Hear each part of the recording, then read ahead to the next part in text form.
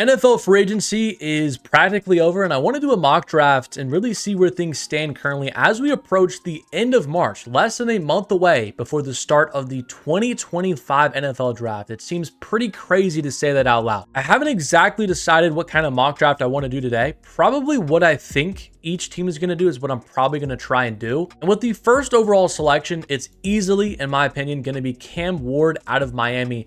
It seems like it's been trending in that direction for a month or a few weeks now. The Titans didn't sign any really viable quarterback in free agency. They let Mason Rudolph leave, if you kind of view him in that kind of mold. The point being, the Titans don't have a quarterback really outside of Will Levis on the roster. So it's very apparent that Cam Ward is probably going to be going to Tennessee. Private meetings, private workout with the Titans. I think it's safe to assume he will be their quarterback in just a month. And the draft really gets started with the second overall pick with the Cleveland Browns. Could they go Travis Hunter? Do they go Abdul Carter? Maybe Shedeur Sanders. I think, though, it's going to end up being Abdul Carter out of Penn State and have a great 1-2 punch of Carter and, of course, Myles Garrett, who's one of the best and most talented pass rushers we've ever seen. Now, Carter has had some injury stuff arise. I think it was his foot where he had maybe a stress fracture. So people did talk about Carter maybe slipping a few picks, but I don't really see that happening, especially in this draft, which doesn't have a ton of blue chip elite players. And so the Browns, they're probably going to get a veteran, maybe trade for Kirk Cousins after the draft, and then probably have maybe the best pass rush duo in the NFL with Carter and Garrett. So I think they're going to go with Carter here and help their defensive line out even more. The number 3 for the New York Giants, another really controversial pick because they signed Jameis Winston, they signed Russell Wilson. Are they going to go another quarterback and go Shedeur Sanders? Are they going to take Travis Hunter, maybe the best overall player in this draft? It's really interesting. A lot of people have different takes on the situation, but I still think they are going to take Shedeur Sanders out of Colorado. I just cannot see a world where they take Hunter here and go into a must-win season and have to sell hope to fans with Russell Wilson and Jameis Winston. I just fail to believe it as we sit here towards the end of March. I just can't see how they do that. Should Shedeur go here inside the top 3? I don't know. I don't know if I would draft him this high. I just made a video talking about Shedeur, his path to the NFL, kind of how I view him as a prospect. I'm higher on him than a lot of people. I think he can be a really good quarterback, a top 10 quarterback in the NFL if things do go right for him. But ultimately for me, it just comes down to, I just don't see how the Giants roll into next season with Mr. Unlimited as their starting quarterback. So I'm going to have Shedeur Sanders end up in New York. We've seen the relationship with him and Malik Nabers. So I'm going to buy into that and have him go to the Big Apple. Now, the New England Patriots at number 4, I think would be really enticed to probably go an offensive lineman, but Travis Hunter is here. They're going to go BPA. The Patriots just need more star power, and you talk about a guy playing cornerback, receiver, maybe being a Pro Bowl caliber player at both of those.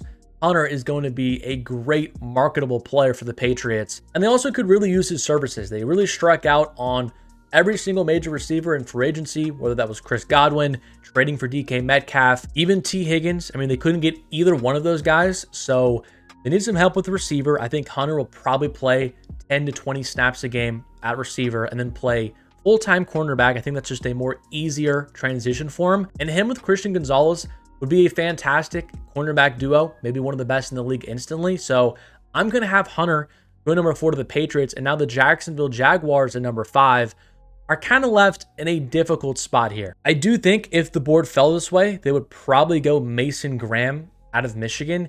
His stock has been dropping a little bit from everything that I've been seeing, on Twitter and online. He's got a pretty high floor, but is his ceiling there to really be a Pro Bowl / All-Pro player?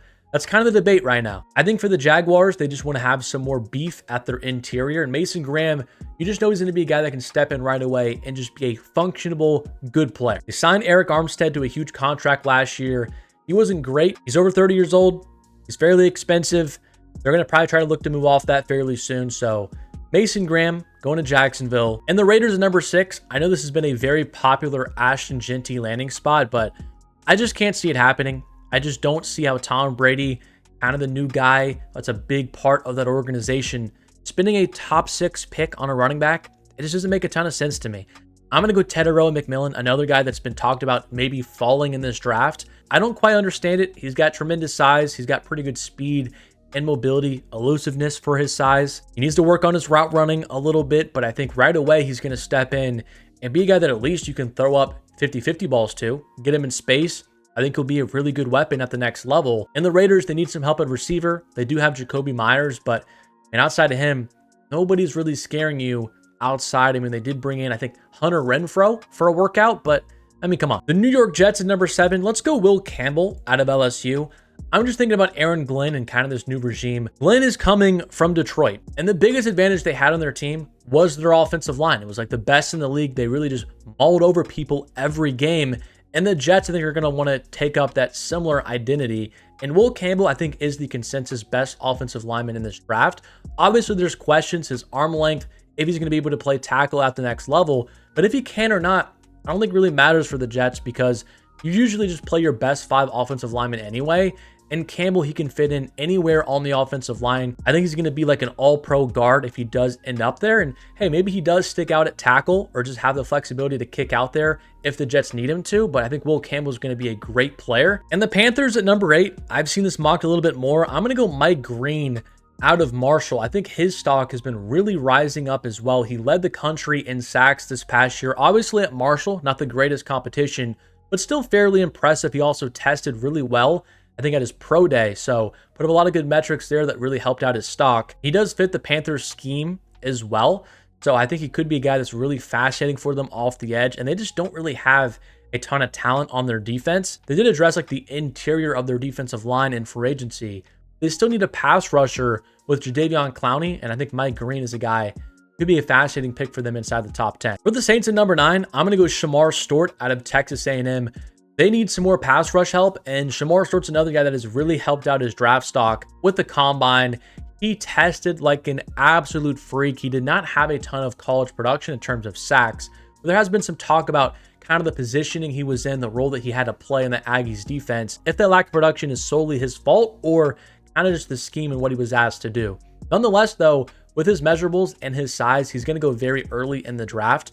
I kind of viewed him as maybe a mid to late first before all of his testing, and now I feel like he has a chance to go inside the top 10, and I think the Saints are a good landing spot for him. Now, the Bears at number 10, I see them going Ashton Jeanty. I don't know if I agree with it. I think they still should continue to invest on either side of just their trenches, but Jeanty is just a really fun player, and you're trying to support Caleb Williams with as much help and weapons that you can get. And if you get in Jeanty into Ben Johnson's offense, maybe you have yourself a nice balanced attack. That's the best thing for a young quarterback, is when you can rely on the run some play action, and he's not just running for his life every single snap. And I think for the 49ers, they would be ecstatic with that because Amron Mimbu would practically fall into their lap with the 11th overall pick. And Mimbu, he is just an all-around, really technically sound player. Another guy I think is going to be a really good offensive lineman at the next level. All of his snaps did come at right tackle for Missouri, so maybe that's where the 49ers have him start off, or maybe they can even plug him at one of the guard spots right away. Then maybe wait for Trent Williams to either get hurt or retire, and then maybe move Mimbu to be your book and left tackle. I don't know if they would do that or not, but either way, again, similar going back to Campbell, you want to play your best 5 offensive linemen, and Mimbu, he's going to be a good player. They'll find a place for him on the field, and their offensive line desperately needs the help. The Cowboys at number 12, I'm going to go Matthew Golden out of Texas. Could be a kind of controversial pick. I don't think many people have him going this early, but the Cowboys don't do normal things. They kind of make some weird selections here or there, and Golden, his stock has really rose as well. Really starting, I feel like, in the college football playoffs where he was actually really impressive for the Longhorns. But he's another guy that tested well with his 40-yard dash, and the Cowboys, they just really need help at receiver. It's CeeDee Lamb and then not much else. Jalen Tolbert, that's kind of it. And I think Golden probably has the highest upside out of the guys that get drafted here, like Luther Burden, Ibuka. I think Golden is the guy that you would take and be like, you know what? This guy with his route running, his size, his speed, is the chance to be the best of the bunch. I've had Burden go here a couple of times, but I think Golden would be a nice compliment to CeeDee Lamb. So I'm going to do that here.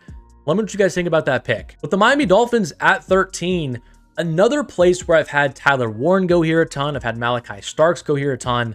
Starks' stock, for whatever reason, has been really dropping the last few weeks ever since he kind of tested and people dove more into his tape this past year. But my new kind of pick, I feel like, for the Dolphins is going to be Will Johnson out of Michigan. Another guy that before the season, I feel like was a consensus top 5, top 7 pick in this draft. And after dealing with a couple of injuries, he's kind of fallen to like a mid-first prospect. And the Dolphins, They just really need help in their secondary. Right now, their cornerback 2 is Artie Burns, Cam Smith. Jalen Ramsey is going to be 31 years old, and that's not good when you get up to that age when you are a cornerback. So the Dolphins need to start finding their future cornerback 1, or even just somebody to pair with Ramsey for this upcoming season. And I think Will Johnson is a really good player, a fantastic ball hawk. The question with him is his injuries, of course, and then kind of his top end speed. Can he deal with some of the faster receivers in the league? But he's physical, he's got prototypical size, and if you throw the ball anywhere near him, it's going to be a pick. And at 14, this sets up Tyler Warren. I think this is a really popular fit that's been really mocked all off season, and it's just because it makes a lot of sense. The Colts have a big need there. They want to have a nice weapon and see if they can get the most out of Anthony Richardson, or hey, maybe even Daniel Jones, since they did sign him to a $14 million deal. But Tyler Warren, one of my favorite players in this draft, just with his physicality, his yards after the catch ability, his size. I think whatever team he goes to, he's going to just bring a tough mentality. And for the Colts, who are trying to see what they have in AR, I think Warren is a guy that can help him do that. And at 15 for the Falcons, I'm trying to mold this as like what the team would do. And the Falcons never draft defensive linemen or pass rushers. So even though that's what I would do and what they probably should do, I think they're probably going to take another weapon or somebody on offense. But how about Luther Burden III going to Atlanta? I think the Falcons have spent 3 of their last first round picks. I think that's right. Kyle Pitts, Drake London, Bijan Robinson, and then last year with Michael Penix, all on offense, and then 3 of those on weapons for the quarterback. And Burden is a really fascinating player. He is awesome after the catch, very elusive. He doesn't have amazing top end speed, but obviously it's still really good. He's not the biggest guy in the world either. There have been some questions. How does he deal with more physical cornerbacks, press coverage, things like that? But if he can be a number 2 in an offense behind Drake London, who kind of faces majority of that physical coverage, you can get Burden some free releases. That could be another fun fit and another really good weapon for Michael Penix to kind of develop with. The Cardinals at 16, I'm going to go Mykel Williams out of Georgia. Another player that is just an absolute physical specimen. And the Cardinals, they need some help with their pass rush. It was one of the worst in the league last year. Jonathan Gannon is really good at scheming up sacks, whether that's with his blitzes or running stunts, but he doesn't have a lot of players that can win one-on-one matchups. And I think Mykel Williams is a guy that can do that. With his size, he does have the flexibility to play the interior of the defensive line as well. And you pair him with Josh Sweat as some of their kind of new additions on that defensive line. And quickly, the Cardinals go from one of the weakest defensive lines in the league to actually a really, really nice one, an intriguing one. For the Bengals at 17, let's go Jihad Campbell out of Alabama. Another really interesting pick here. Definitely, in my opinion, the best linebacker in this draft. Fantastic size. I believe he's over like 6'3". He's 6'3", 244 pounds. With sideline to sideline speed. The Bengals have been kind of slow on defense the last couple of years as a lot of their veterans have gotten up there in age. And if you can bring in a pillar in the middle of their defense to be a guy that can be stout against the run, even make some plays in the passing game, that could be the leader of their defense for the next decade. And with the Bengals having to just hit every pick now, really moving forward after investing so much money into their offense, I think Jihad Campbell's a guy that you feel really comfortable with in the middle of the first round. At 18 for Seattle, I'm going to go Kelvin Banks Jr. I think they just need some help on the offensive line. John Schneider, he also is another guy that doesn't really like to address their offensive line, but he didn't make any additions in free agency, so I think it's fair to assume that this could be a year that he does use a top selection on one. And Kelvin Banks is a guy that's very athletic. He can kind of fit that Seattle scheme. And he also has the flexibility to move inside to guard or play tackle. And for Seattle, just have a lot of moving parts on their offensive line. I do think that's a fairly good fit there. And the Buccaneers at 19, I'm going to give them Jahdae Barron out of Texas. Might be having him come off the board a little bit too late here, but he's just a very unique player, kind of like Brian Branch when he came out from Alabama. It's like, what position does Barron play? Is he going to be a nickel cornerback? Is he going to play safety? Are you going to stick him on the boundary? It's just very up in the air what he's going to play. But the fact of the matter is he's a really good football player. And I think Todd Bowles is a guy that can utilize him and find what he can do best, whether that's pairing him up with Antoine Winfield or maybe having him play that nickel cornerback spot. I just like the fit of Barron and Tampa Bay's defense. I think this is probably the range. Maybe he'll be going like in the teens. But at 20 for the Broncos, how about Emeka Egbuka here? I think I like this fit a lot as well. I don't think tight end is completely off the board for the Broncos, even though they signed Evan Ingram. I still think Colston Loveland could be in play here, but when I see Ibuka on the board and the Broncos still needing some more weapons for Bo Nix, it just makes too much sense for me. And at the very worst, I think Ibuka is going to be a great slot receiver, but there has been some talk, maybe Ibuka, he can play on the outside and you pair him with Courtland Sutton. That could be a nice 1-2 punch at receiver. And the Steelers at 21, I'm just going to do another fun pick and have Jalen Milroe of Alabama go here. I saw a report a couple of days ago talking about how the Steelers are very interested in Milroe. They would think about taking him at pick number 21 if he was still here on the board. Don't know the truth of that report. Maybe just trying to put some pressure on Aaron Rodgers to make a decision. But as I'm filming this video, there's been no talk about Rodgers officially joining the Steelers yet.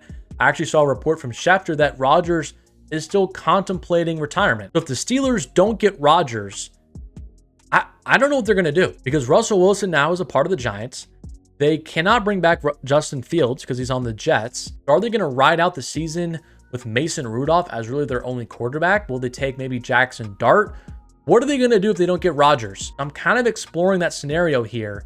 And with that report about their interest in Jalen Milroe, why not? Would I take Milroe in the first round? Not in a million years. I don't think he's anywhere close to being a first round prospect. Way too raw as a passer to go in this spot. But he ran a 4.37 40-yard dash. He's got a fantastic arm as well. Like, he has the physical traits to develop. But I think it's going to at least take a while for him to get to that spot. So with the Steelers being desperate, I'm going to have them take Milroe here. The Chargers at 22, going to go Colston Loveland out of Michigan. You have the Jim Harbaugh connection. He did recruit Loveland to Michigan. Maybe the best pure receiving tight end in this draft. I like Tyler Warren as a better player than him because he's way more physical and better as an inline tight end blocking. But in terms of catch radius, just being a red zone weapon, Loveland, you could argue, is the best in this draft. And the Chargers, they need more weapons for Justin Herbert. They brought back like Mike Williams. Maybe they bring back Keenan Allen, kind of get the band back together. But regardless, they still need a stud tight end. And I think Loveland would fit in nicely. Now, the Packers at 23 are always a very hard team for me to evaluate. I just never really know what their plan is, but I think somebody like James Pierce Jr. would kind of fit in that mold that they try to draft, kind of like that height, weight, speed metric. And Pierce definitely doesn't have a ton of weight to him. He's listed at 243, but 6'5", and with his 40-yard dash, he's exactly what the Packers would look for early in the draft. There are some questions. How is he going to be against the run? How is he going to be against more powerful tackles? And there also has been some questions about his off-the-field character. Obviously, we don't know how true any of that is. We probably won't know until like draft night. But the Packers really struggled to get after the quarterback last year. And I think James Pierce Jr. could just step in right away, just be a pass rush specialist for them. And if his character stuff does check out, maybe he ends up going before pick 23. Now, the Vikings at 24, I think Brian Flores would see Starks on the board and just force Kevin O'Connell and Adolfo Mensa to just turn in the card. This would be a great fit because Flores' defense, which is very aggressive and sending those all-out blitzes, he could have Starks in the box and just let him be a playmaker. And I think that is where he's going to be at his best. The Vikings spent a ton of money in free agency. They bolstered up their defensive line. They got some offensive line help as well. I still like running back here, maybe Amari and Hampton, but they did sign Aaron Jones to come back. So I think Malachi Starks would be a great fit in Minnesota, and he's still just a really good player. I don't quite understand him dropping. I know he's not the fastest guy in the world. I know maybe his tape wasn't as good as like the 2023 season this past year, but he's shown high-level football time and time again, played for one of the best programs in the country for several seasons. He's a fantastic leader. His character checks out. I just see Starks as just being a really good player and kind of like the Kyle Hamilton almost of this draft. And the Texans at pick 25, I'm going to go Josh Simmons out of Ohio State. They traded away Laramie Tunsil. They have a gaping hole now at that tackle spot. And Josh Simmons is a guy that had amazing tape last year for Ohio State. The problem though, it was only for a few games against not great competition. And then he got hurt. He hurt his knee, was out for the season. But if he's like 80% of the player he showed last year, he could be like a Pro Bowl caliber tackle. And the Texans, who now just need an immediate starter, their offensive line was one of the worst in the league last year. I think the Texans would be willing to take a swing on Simmons here. The Rams at 26, I'm going to go Siobhan Revel out of ECU. I think it would end up being one of those unique Rams picks where everybody's like, why did they take him? And I'll tell you why, because he's 6'3", 193 pounds. He's got extremely long arms. He's got fantastic top end speed as well. And he has the ability to be a shutdown corner in the NFL. The Rams still have questions about the back end of their defense. Their secondary was one of the weaker spots on the team last year. And Revel is coming off of an ACL injury. I know a lot of people are going to be turned off by that, but it happened fairly early in the season. He should be back for week number 1. And the Ravens at 27, I think Jalen Walker is just a very Ravens type of player. He's pretty much a tweener. He doesn't have the size to be a true down-to-down edge rusher. And as a pure linebacker, he doesn't really have a ton of experience playing there as well. So it's kind of a weird spot what his role is going to be. But the Ravens, they love players like this. I'll give you one, for example, Kyle Van Noy. He's been having the best seasons of his career in this Ravens defense. I think Walker is a guy that could do similar things in Baltimore. And I see a lot of people have Walker go fairly early in the draft, but I just don't know like where his main position is going to be at the NFL. So I tend to have him fall a little bit down my board. For the Lions at pick number 28, how about we go Nick Scordon out of Texas A&M, another Aggies pass rusher here. I do think he has the flexibility with his size and speed to be in a 3-4 or 4-3. The Lions defense just really broke down this past year with all their injuries. They are going to be getting back Aiden Hutchinson, but I mean, he like shattered his leg, so you don't know how good he'll be right away. And nonetheless, you still want to have multiple pass rushers on your team is like one of the most important positions in football. And as the Lions still kind of try and chase a Super Bowl, I think Scordon is a guy that's polished enough to step in and have an immediate impact. The Commanders at 29, let's go Omarion Hampton out of North Carolina, a fit that I really haven't had. And I think Hampton is one of my favorite players in this draft, almost like a mini beast mode / Marshawn Lynch. If you get in his way, he's going to put his shoulder pad in your chest and drive you to the ground. And Washington last year, they were electric, but can you imagine kind of the power of Hampton and then the speed and elusiveness of a Jaden Daniels? That would be so fun to watch. I know they got Austin Eckler. I know they have Brian Robinson Jr., but I think that tandem is pretty overrated. I think the best years of Eckler are behind him. Robinson has really dealt with a lot of fumble issues since entering the league. Why not just get another do-it-all back and have one for the next 4 to 5 years on a really cheap contract? And the Buffalo Bills at 30 are going to get Kenneth Grant, another player that is really interesting. I don't know how effective he will be as a pass rusher early on, but in terms of being a run defender, he's going to be excellent right away, and that's exactly what the Buffalo Bills need. Their interior, their defensive line is not great, maybe the weakest spot on their team. And Grant, with his size and speed, a lot of people project him to maybe end up being even better than Mason Graham, or at least having a higher ceiling than Graham. You just don't see many people with his size moving the way that he does. And if he does get that development as a pass rusher, Grant could end up being a really, really good player down the line. And I think the opposite could probably be said for Walter Nolan of Mississippi. He's really polished as a pass rusher, but he's not great against the run. He's a little bit undersized. He can get moved. But the Chiefs, if they pair him with Chris Jones, who can be that anchor, and then you just let Nolan go after the passer, that could be a really great duo on the interior of their defensive line. I thought about tackle here, but I don't really think there's great options. I don't think the Chiefs would want to take another tackle from a smaller school like Zabel. I mean, they've done that the last couple of seasons. It really hasn't worked out for them. And for the Eagles at 32, I'm going to go Donovan Ezaraku from Boston College. I know I've said it a lot this video, but he's another guy whose stock has really improved with his testing so far this offseason. And the Eagles and Howie Roseman, we know they love to take their offensive linemen or pass rushers here at the end of the first round. They had to let go of Milton Williams. They had to let go of Josh Sweat. And I think to kind of replenish those losses, they're going to get another really good athlete and somebody who has a really nice bend and athleticism off the edge. And Ezaraku here from Boston College. And here's a final look at the mock draft. I think it turned out actually really good. A good mix of, I feel like, slam dunk picks like Cam Ward, Travis Hunter, even like Will Campbell, some of these guys going in the top 10. And then some kind of the out-of-the-box fits, like Omarion Hampton to the Commanders, Will Johnson going to the Miami Dolphins, just some fun fits. But let me know in the comment section down below what you thought about the mock draft, and if you like who I had your team selecting, and if not, kind of your reasoning why and who I should look for in my next mock draft. But subscribe to the channel if you are new, drop a like in the video if you did enjoy it, and as always, thank you so much for watching, and I'll catch you guys in my next one.